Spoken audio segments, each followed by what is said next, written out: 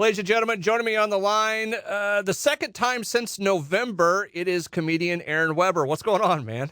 What's going on, dude? Good to see you again, hear from you again, talk to you again. Happy to be back, dude. What was funny about it, the first time we talked, it was, you were just kind of like, you had stuff going on, but it was like a plethora of everything going on.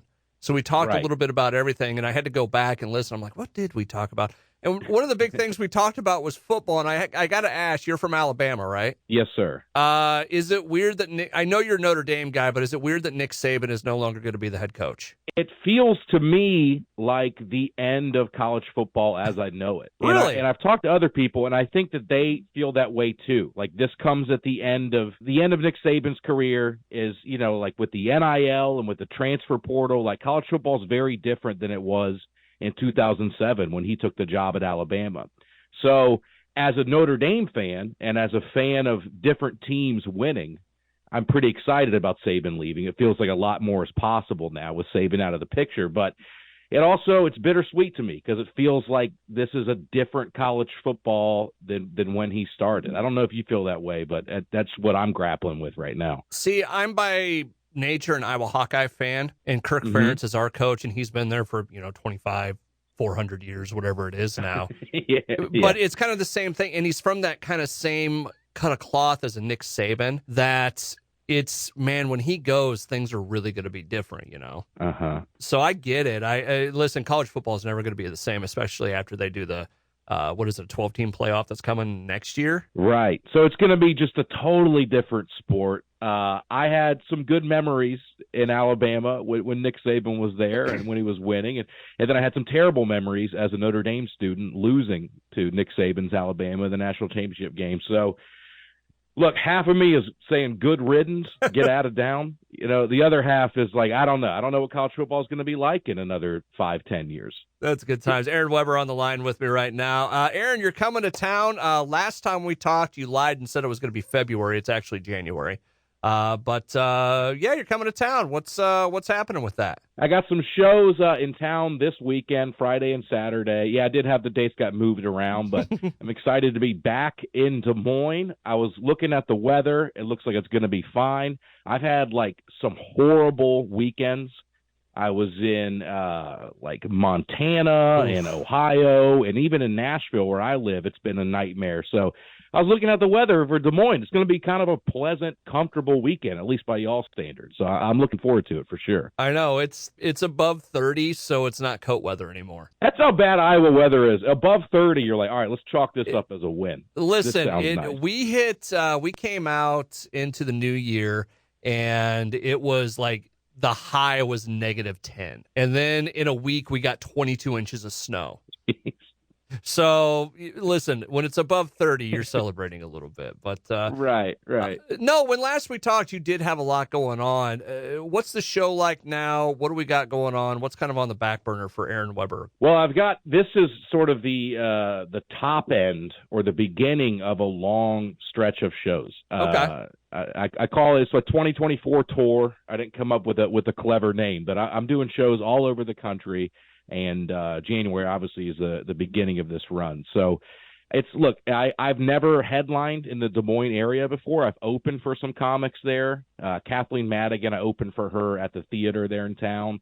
I've done the club with a guy named John Christ a couple of years ago, but this is my first time performing in the Des Moines area by myself. So I'm excited to do a longer set, do an hour. I got a lot of new jokes that I've never done in the area before. So it's going to be very exciting for me. I think it's going to be a really fun show. For the people that are new to you, what's an Aaron Weber show kind of like? Because from what I've seen on YouTube, I have not seen you live just yet, but from what I've seen kind of on YouTube and with the podcasts that you're a part of and all that, it's like every man thing. It's the things that everybody thinks about. Is that fair to say? That's what I hope. You're not going to learn anything. That's what I always say. You're not going to learn a single thing. You're going to leave dumber than you came into the show. I didn't mean it like that. That's actually appealing to people, I think, because there's a lot of entertainment options that you show up and then they just kind of scream at you the whole time and tell you that your whole life's wrong. God knows I have no idea what I'm doing. So you're not going to learn anything. I'm not going to lecture you. It's just some stories about me, some stories about my family, silly stuff like that. Just silly, thoughtless, apolitical, just escape for an hour and a half. That's what I hope people do at the shows. Let me ask you something, because you brought up something that's kind of interesting to me, and now I want to go down a little bit of a rabbit hole. But you were talking about that you didn't come up with a clever name for the show or for the tour. Right. Is there stuff in the comedy world that you look at and you're like, oh God, you named it that? Or, that kind of cringe factor. Does that make sense? I don't know if I'm asking this question very well. Of course. And I'm so horrified that same critique will be levied against me that I refrain from naming my own tour for that exact reason. Has there been one, like as a tour manager or something like, oh, we should call this the Aaron Weber Underwear Tour, something like that? Yes. That's the kind of stuff that gets proposed for sure.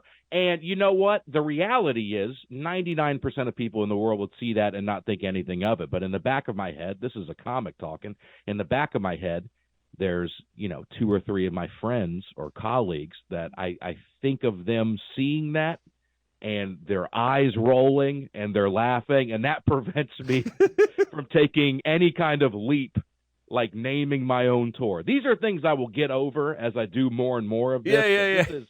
This is probably my 3rd year of headlining in different cities. So it's going to take a little more time. I'll be more comfortable doing that down the road. Okay, let's say your tour gets some name.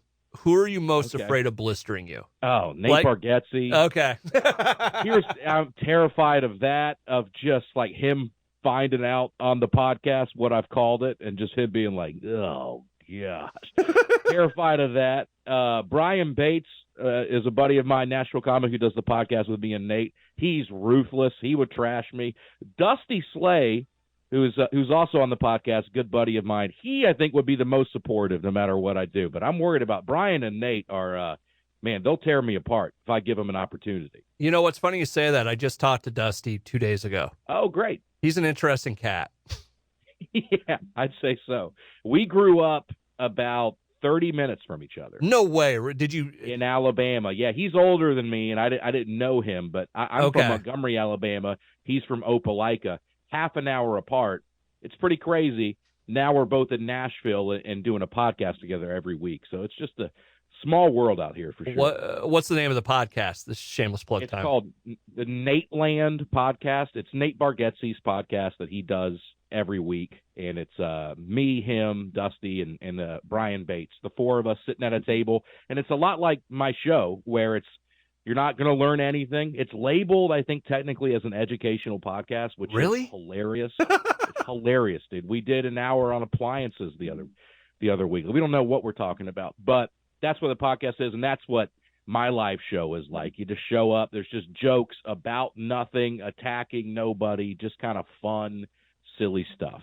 Aaron Weber on the line with me right now. We'll have details about his show over at the website. Aaron, if you had to choose, would you rather do the podcast with your buddies all the time or live comedy? Oh, man.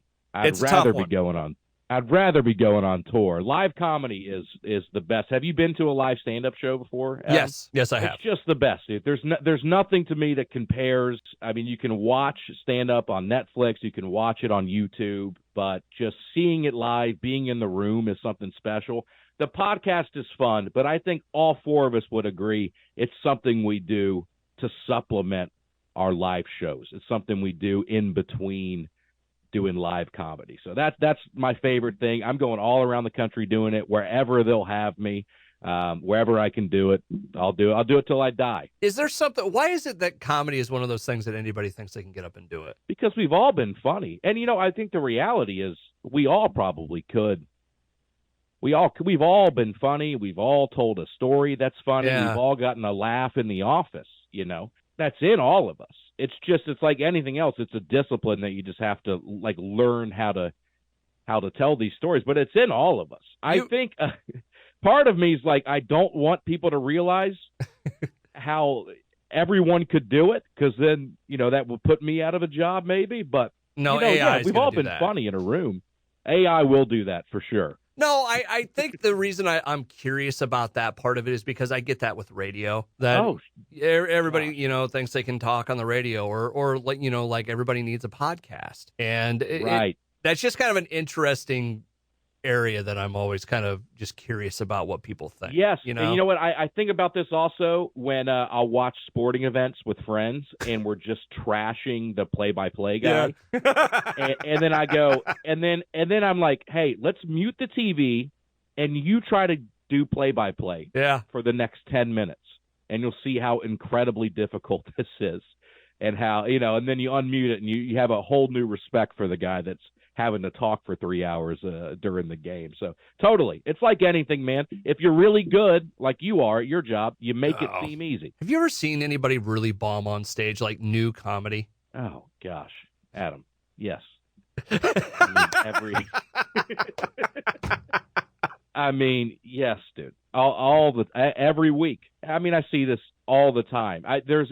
Seinfeld was asked about worst bombs. Yeah. This is a great quote of his. He's like, would you ask a cab driver for his worst missed turns? And that's kind of what it's like, because I'm at shows every night. And yeah, dude, a lot of comedy's bad. So I see bombs all the time. And when it's your friend who's bombing, when it's somebody who is funny and they just can't figure it out, I got to tell you, as a comic in the back of the room, it's the funniest thing in the world. Oh, no. If you ever go to a stand-up show and the comic is bombing and you hear 3 people dying laughing in the back of the room, those are the other comics. That's cold. In the back being like, this is the best, dude. I love when my friends bomb. It's the best feeling in the world. I got to ask you then, for you, was there a night that, man, I'm going to do great tonight, and it just did not go well? Oh, yeah, man. Last night. Oh, last night. Great. I did my first real big show. I opened for a big comic at a theater outside of Nashville, Tennessee. And it was at 4 p.m. Average age was probably 85 in the crowd. And I got to tell you, I tanked so bad. I guarantee you that they did not know I was supposed to be doing comedy. I think they thought I was just making an announcement at the top of the show and then just talked for too long. They gave that guy his wish. Yeah, exactly. Yeah, like this is like a sick young kid, and they're letting them get up here and talk a little bit. That's what it felt like. That's a show I can still feel in the back of my neck. Oh, and just think you're coming to town this weekend. Yes, that's right. So this weekend's going to be, let me tell you, I'm light years better than I was 8 years ago. So I feel great about this weekend. Iowa, great comedy state in my experience. I've had nothing but good times there in Dubuque and Cedar Rapids, but Des Moines the one. I'm pumped about it, man. It's going to be a great weekend. Hey, Aaron, real quick, just because we're kind of in that area about the nuts and bolts of the show, who was the mentor for you? I've been pretty lucky. I've been in the right place at the right time where I've had a lot of people help me out. Dusty Slay, who we've already talked about, was the first guy to really take me on the road and bring me around the country doing stand-up. There have been a bunch of other. Kathleen Madigan is a friend of mine who lets me open for her. Henry Cho is an older comic that lives in Nashville, and he would take me on the road. Having those guys around, and then Nate, obviously. I would never say it to his face, but Nate's probably my favorite comic. But just having those guys around to give me advice or take me on the road or give me opportunities. That's I've been very, very lucky being where I am when I'm there. Very cool stuff. Aaron Weber going to be in town this weekend. We'll have details over at the website. Aaron, thank you so much, man. I enjoyed talking to you. Thank you for having me, Adam. I appreciate it, man.